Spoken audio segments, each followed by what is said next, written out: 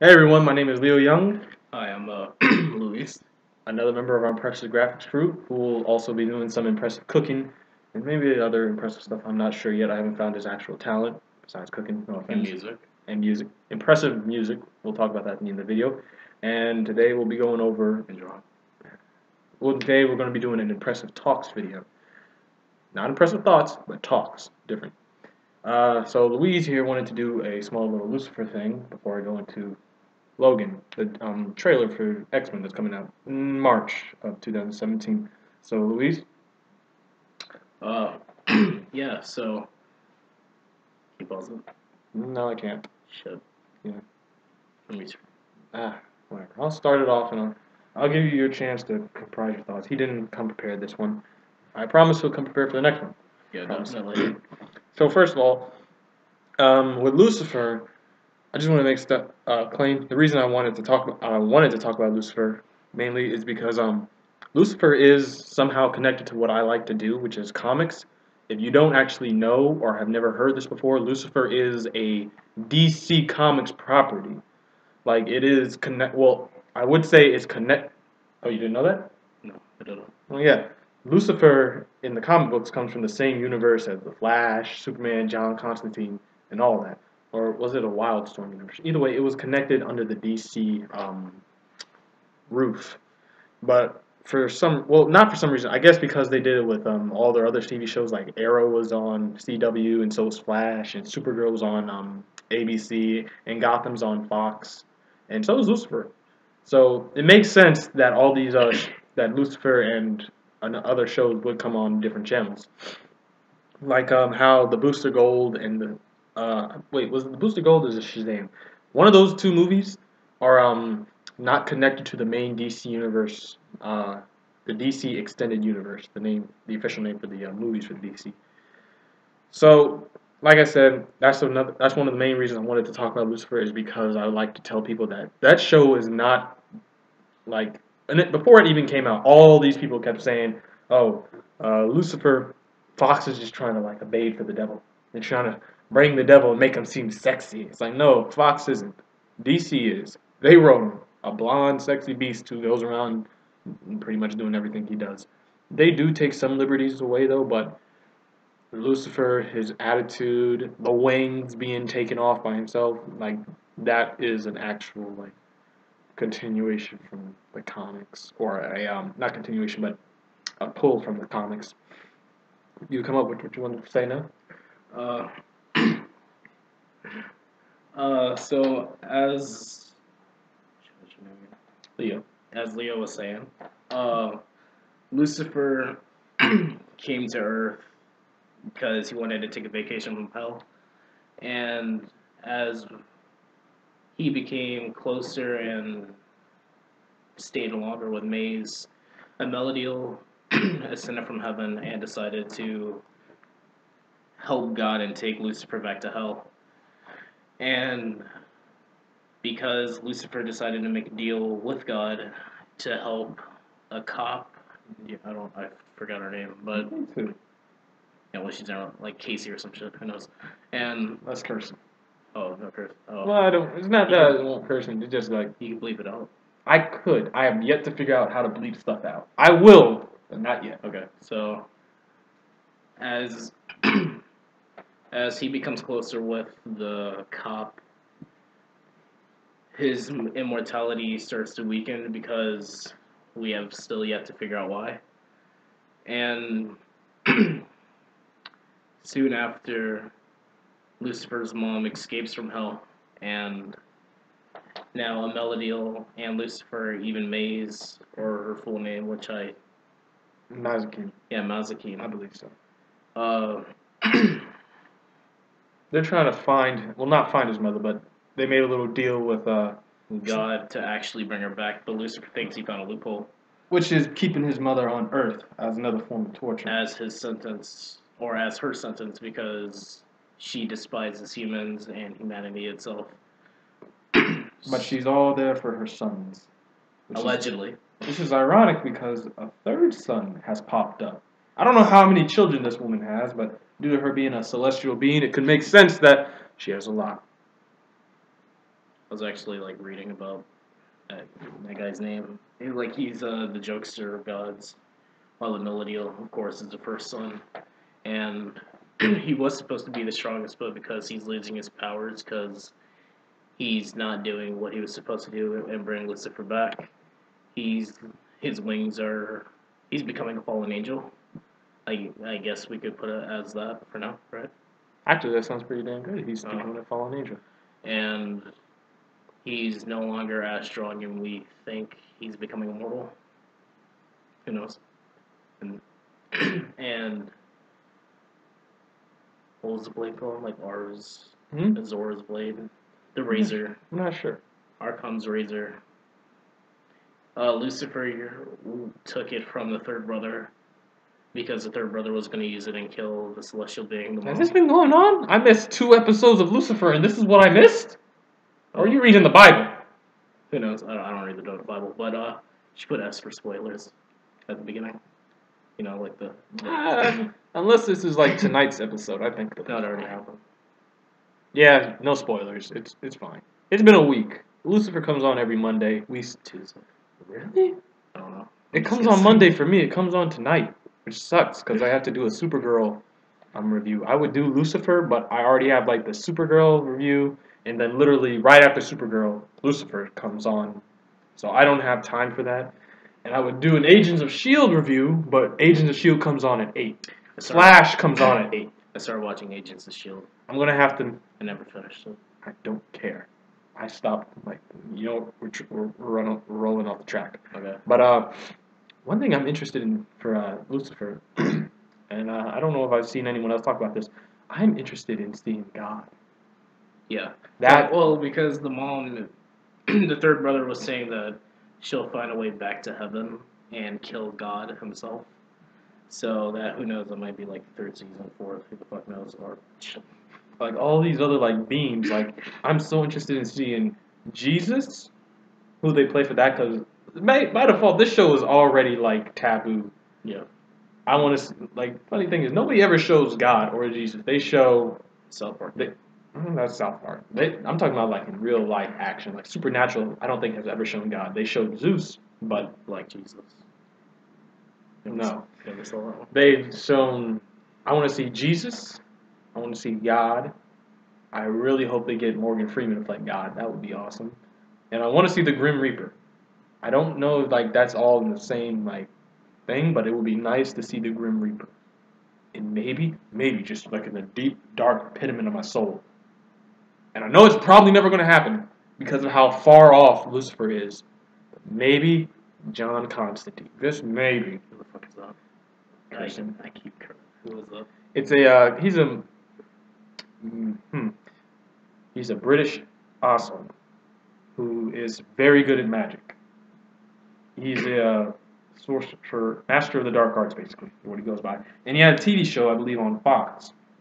Only problem is it came on Fridays, so like everyone's out smoking weed and drinking on Fridays. So, nobody went to go see it. And I feel like DC actually sent it out there to die. But he's now like a famous character on Arrow, and everybody's waiting for him to come back on Legends of Tomorrow, which you also don't watch. Wait, is that where the British guy comes back from the future? No, that's Doctor Who. Or he comes from the future. That may be Back to the Future. That's God, I keep cursing. Oh. Anyways, Great Scott. Is that your thing? Yes. All right, and we're gonna get to my topic, which is, like I said, Logan, from the trailer that's taking place in the movie. So this is my thought on Logan and the issues I see with it. So basically, Fox made Days of Future Past about a year ago, a year or two ago, to rectify the mistakes they had made from X-Men 3 all the way past that. No, X-Men 2. No, all the movies past X-Men 2. They wanted to refix all of that. Except for, they even refixed the Wolverine. So what they did was they put the mutants in a situation where they were near extinction, and the world was messed up. With the Sentinels, which was amazing. You ever see X-Men Days of Future Past? Yeah. You saw how all the mutants died, like when they fought the Sentinels. Yeah. That was, my favorite character was Speed. That was beautiful. Quicksilver. Yeah. He was cool. the way they killed the mutants. I'm not saying I enjoyed watching it like that, but it was like it was emotional because I didn't know how they were gonna fix it, but they did. But anyways, they were saved when they did the whole sending Logan's mind back in time to his younger body, and basically that was the way of fixing it. Now, like the year I believe the thing was everybody is now like 10 years.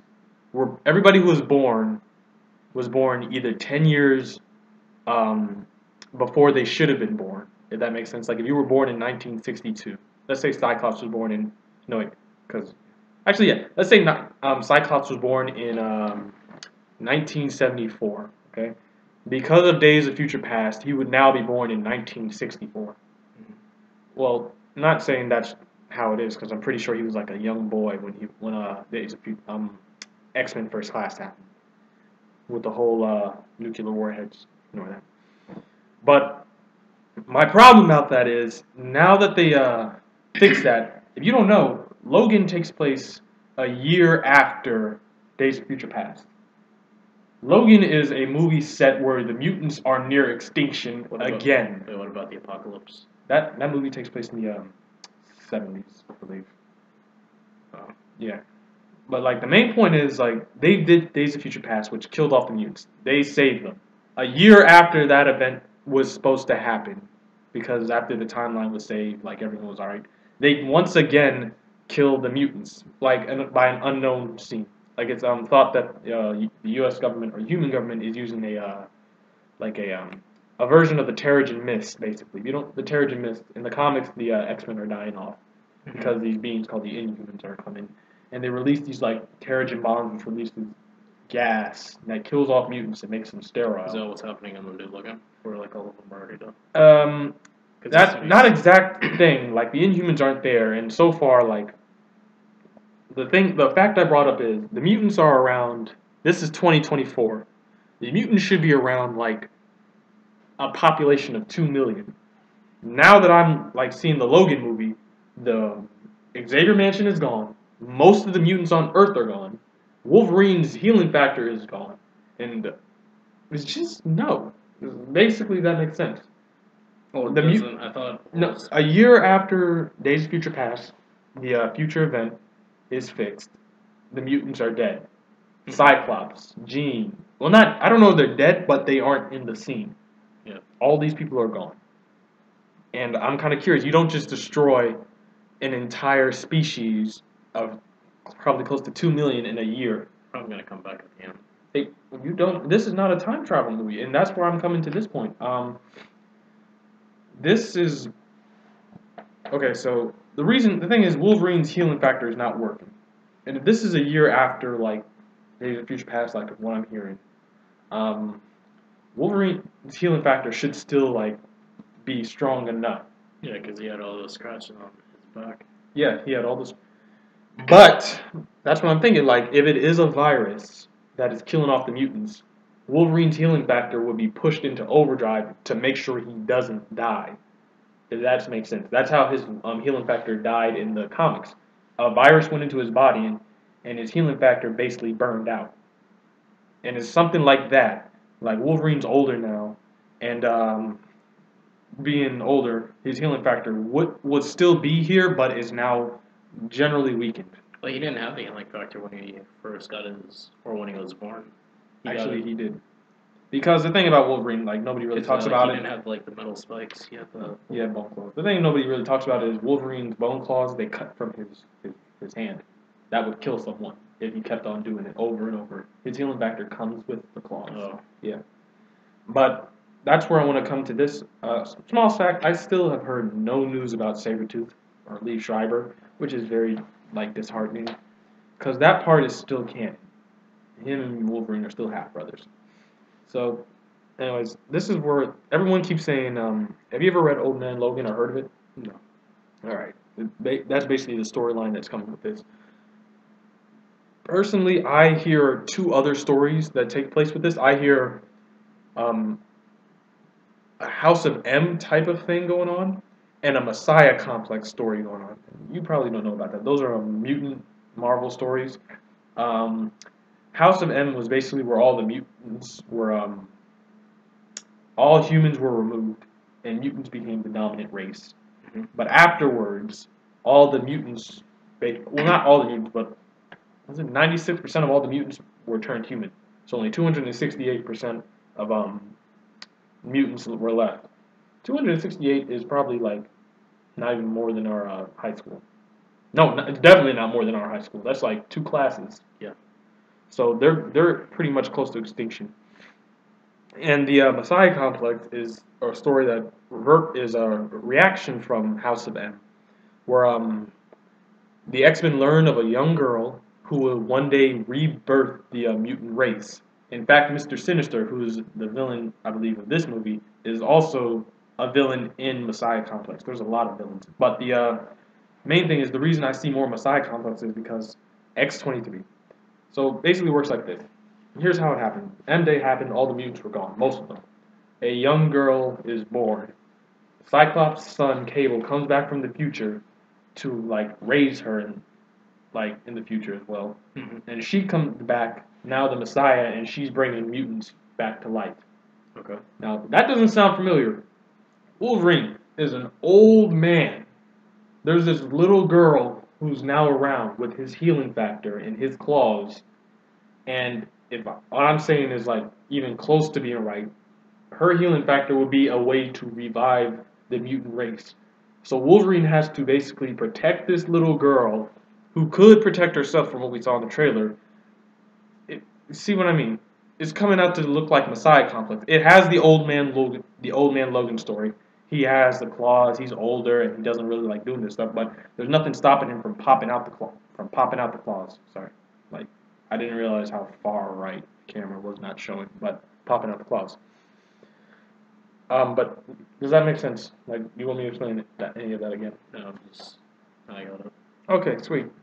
But yeah, that's my problem with not Messiah Comps, but the Old Man Logan story. Basically, the whole it's been a year after Days of Future Past, and now all the mutants are gone. It's like it's too soon. It's like getting like hit by a car, and then you go outside the hospital. You healed up, and your girlfriend hits you with a car. GTA. Yeah, GTA. But I believe that's all we have to talk about. Like I said, this is our impressive talks. Maybe this would be counted as impressive thoughts. I might as well just like literally put thoughts/talks because I'll do better next time. He will do better next time. But again, we can talk about yeah, we'll talk about what we can talk about. Guardians of the Galaxy. No. Why?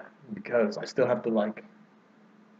We'll talk about that after the video because like I want to figure out if I am able to review Doctor Strange because that's an entire movie.